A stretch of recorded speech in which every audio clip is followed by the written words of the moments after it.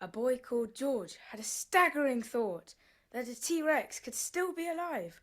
So he built a hang glider and packed up his bag with the tools he would need to survive. Come on, Trixie, let's go. Got your bag of tricks? Good girl. Whoa, that's a T-Rex. Sit, girl. Treats for a T-Rex. Story by Adam and Charlotte Gillane. Illustrations by Lee Wildish. A boy called George had a staggering thought that a T-Rex could still be alive. So he built a hang glider and packed up his bag with the tools he would need to survive.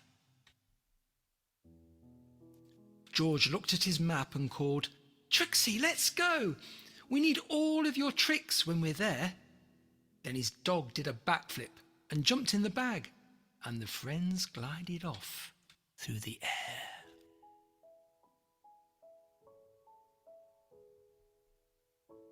They soared over cities and far out to sea, till a strange island came into view. An enormous volcano rose out of the mist, and down to its summit George flew. When they came into land, Trixie spotted a ball, and she leapt out of George's backpack.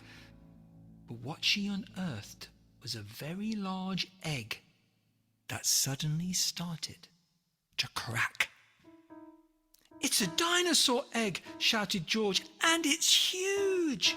Trixie barked as it rolled all about. Could it be that a T-Rex was going to hatch? No. A pterosaur baby popped out. The pterosaur's mother swooped down with a squawk. George knew he had only one chance. "Quick, Trixie," he shouted. "Let's teach them a trick." And the pterosaur learned how to dance. But as George rewarded them all with a treat, from above came a strange munching sound. "Trixie, look out!" shouted George in alarm, as a huge foot crashed down on the ground. A massive diplodocus! George gasped in awe.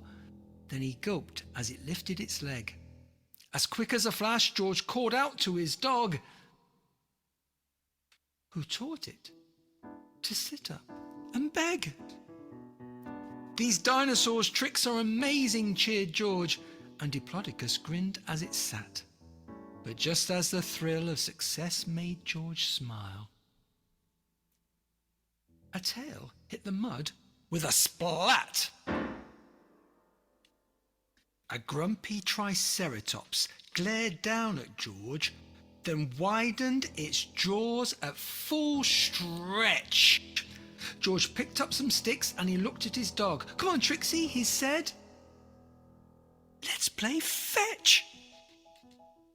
Triceratops playfully joined in the game, but fed up, George slumped to the ground. He'd come on this mission to find a T-Rex.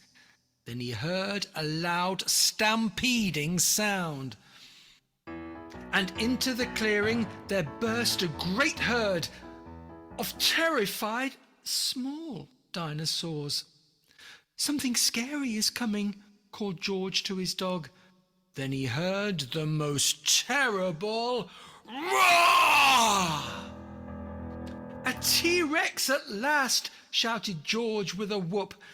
Then he opened its jaws for a snack. "It thinks we're for dinner," George stammered in fear. Just then Trixie rolled onto her back. "Really?" George asked, as he tickled her tum. How he hoped that her plan wouldn't fail.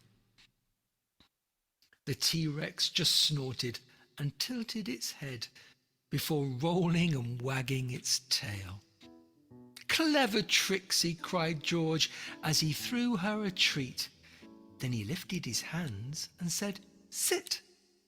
The T-Rex obeyed, and George had an idea. I know what to do. Let's train it." So George and his dog taught the T-Rex to stay, and they trained it to jump over sticks. And with yummy treats, all the dinosaurs learned how to do perfect prize-winning tricks. Anything a dog can do, my dinosaur can do too.